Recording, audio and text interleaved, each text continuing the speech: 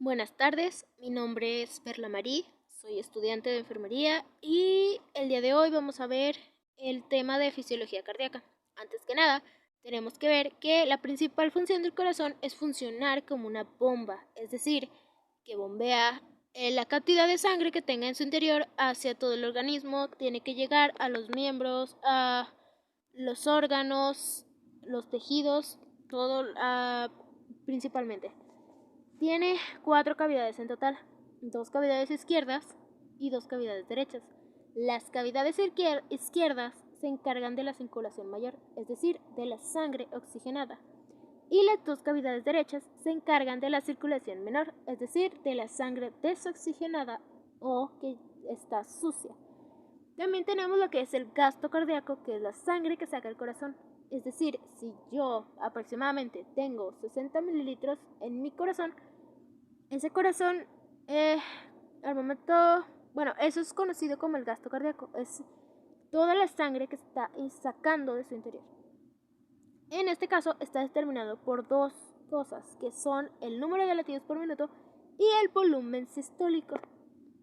También tenemos los factores que modifican el gasto cardíaco. En este caso vendrían a ser la actividad física, la edad y el sexo.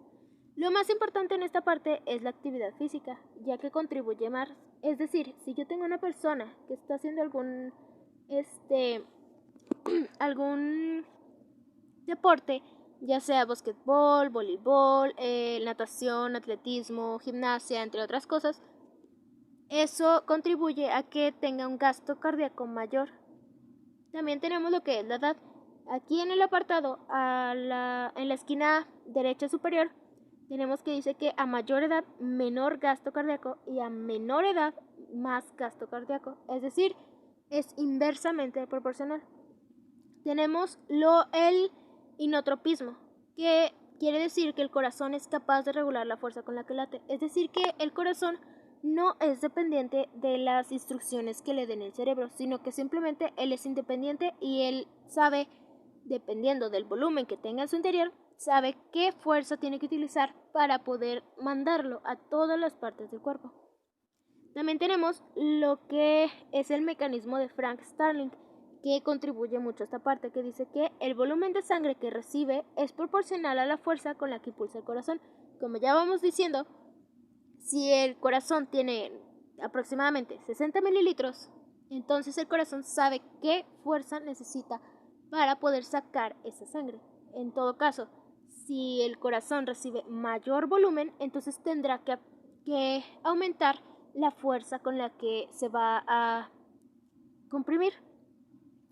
También tenemos lo que es el retorno venoso. El retorno venoso es la cantidad de sangre que regresa a través de las venas. Es decir, si el corazón bombeó cierta cantidad de sangre, esa sangre tiene que regresar a las aurículas derechas. Es decir, que tiene que regresar la misma cantidad que expulsó el corazón. También tenemos los controladores primarios, que vendría a ser el volumen sanguíneo, la posición corporal, el controlador de las venas por contracción muscular y el incremento de la presión torácica. En este caso me voy a concentrar más que nada en las primeras tres. Primero que nada, el volumen sanguíneo. Como ya habíamos dicho anteriormente, el volumen sanguíneo es que dependiendo del volumen que le llegue al corazón es la cantidad de fuerza que va a utilizar. También tenemos lo que es la posición corporal. Y si se fijan por ejemplo, no es la misma cantidad si yo tengo una persona que está de pie a una persona que está recostada con los pies hacia arriba. No sé si han llegado a ver que cuando pasan estas cosas, a la persona se le recuesta y se le suben los pies. Esto es ya que debido a la gravedad, cuando una persona está de pie, el corazón impulsa la sangre, llega a los pies, en este caso lo más alejado, y cuando va a retornar tiene que hacer cierta fuerza para que pueda llegar. Entonces, al momento de que tenga una persona que está recostada con los pies hacia arriba, la sangre llega más fácilmente al corazón. Entonces, la posición corporal influye mucho en esta parte. Y por último tenemos los controladores de las venas por contracción muscular. Si se fijan en la esquina derecha superior tenemos que está la resistencia periférica. dice que entre más comprimidos, más resistencia periférica. Esto se refiere a los vasos. Tenemos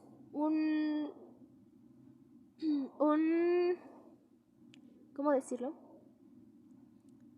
Un concepto que viene a ser, por ejemplo, la vasoconstricción, que es cuando los vasos están muy comprimidos. Es como si yo tuviera una manguera y la manguera, su conducto estuviera bastante cerrado. Entonces esto influye a que la sangre tenga cierta resistencia, o sea, que no pase tan rápido.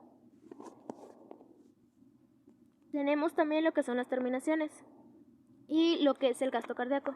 También tenemos los factores que alteran el gasto cardíaco. En este caso vendría a ser el metabolismo, el nivel de ejercicio, el tamaño del organismo y la edad. En este caso me voy a enfocar en las últimas tres.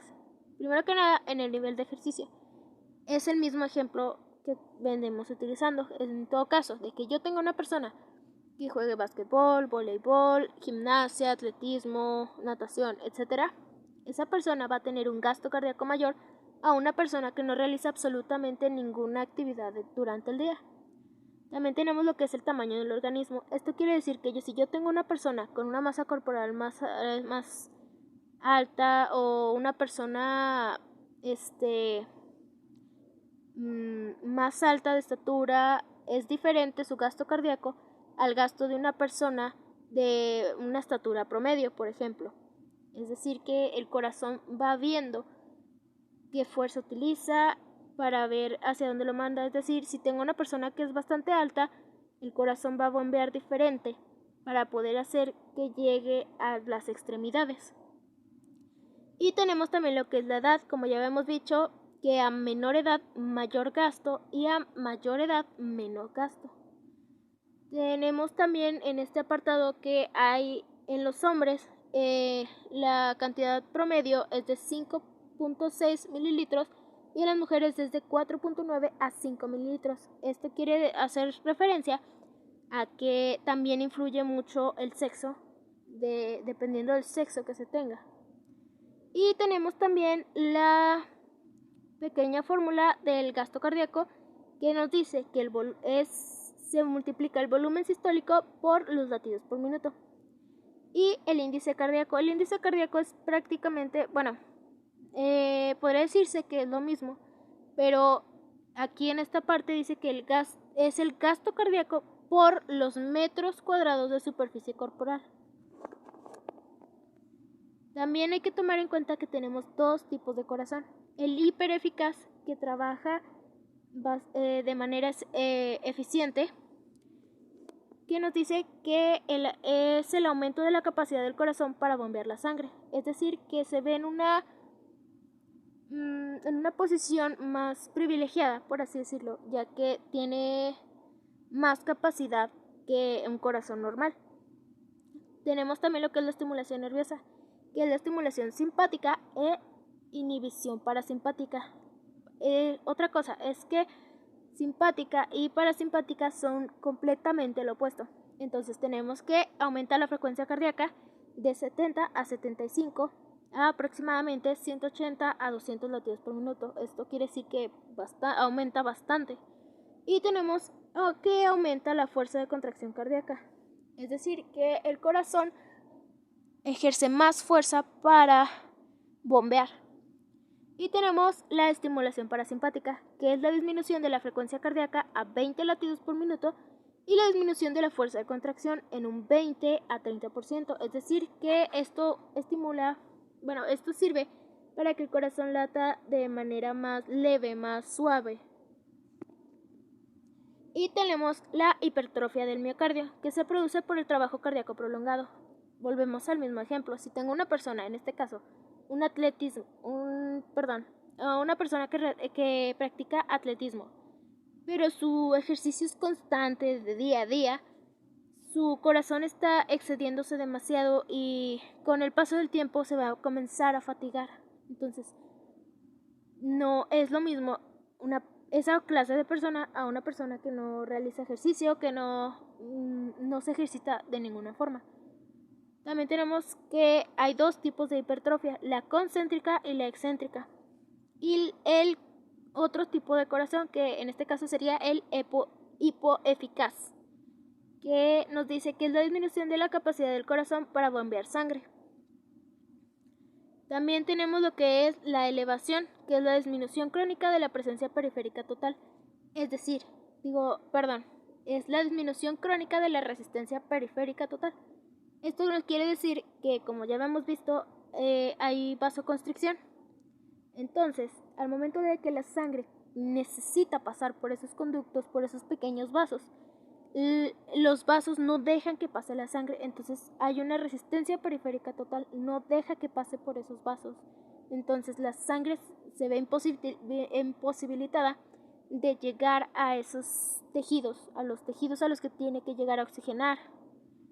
Y tenemos el beriberi, que es la deficiencia de vitamina B1, que provoca la vasodilatación.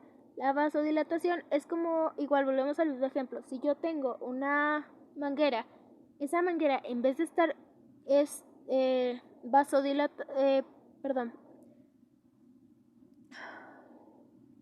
en lugar de estar el conducto bastante pequeño, en realidad está bastante abierto, entonces deja que la sangre pase muy rápidamente y no realiza su función, es decir, no llega y oxigena, no lleva las vitaminas, entre otras cosas.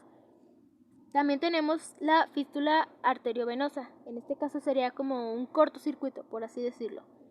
Es decir, el corazón bombea, va a través de la arteria, llega a los tejidos a los que tiene que llegar a oxigenar y regresa por la vena. Pero en este caso, la fístula es que, por ejemplo, podría decirse que la sangre sí llega a través de la arteria, oxigena al tejido, pero no regresa por la vena, no puede regresar por su conducto correspondiente. Y por último tenemos la anemia, que se podría decir que es una falta de eritrocitos en este caso, entonces la sangre pierde viscosidad. Es lo mismo que si tenemos una vasodilatación, entonces la sangre se vuelve más líquida y pasa muy rápidamente por los conductos, entonces volvemos a lo mismo, no realiza sus funciones normales y entonces puede haber una situación bastante grave en esos casos. Y tenemos la disminución patológica del gasto cardíaco. En este caso, la disminución de la eficiencia del trabajo del corazón, es decir, que no funciona como normalmente debería. También tenemos la disminución de trabajo de bomba cardíaca, bloqueo de vasos coronarios, que es lo mismo con los ejemplos anteriores como la anemia o la vasodilatación. Y en este caso no es que llegue bastante rápido o que no realice sus funciones, sino que está completamente bloqueado ese paso. Entonces la sangre no puede llegar a los tejidos que tiene que oxigenar y puede haber una necrosis de tejido. También tenemos la disminución del retorno venoso, es decir, como ya habíamos visto, el gasto cardíaco es igual que el retorno venoso.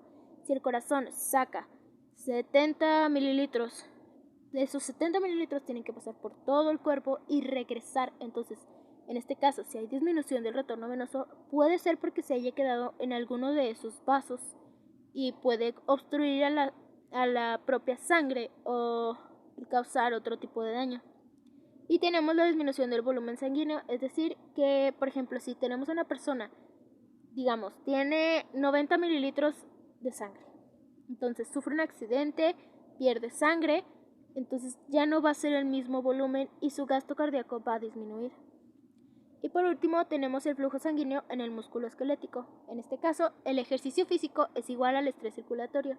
Como ya hemos visto, cuando una persona realiza muchas actividades, ya sea que salte, que corra, entre otras cosas, en este caso como los tejidos, los músculos que está utilizando tienen bastante demanda de oxígeno y de nutrientes, la sangre tiene que correr más rápido.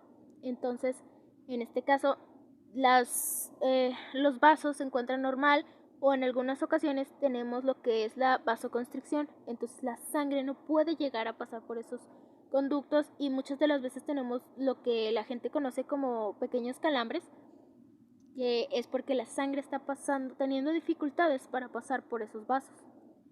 Y por último tenemos lo que es el gasto cardíaco, que aumenta de 4 a 5 veces en una persona normal, o podría decirse que está en reposo, y de 6 a 7 veces en el atleta, es una persona que está constantemente en actividad. Bueno, esto ha sido todo por hoy y nos vemos después. Hasta la próxima.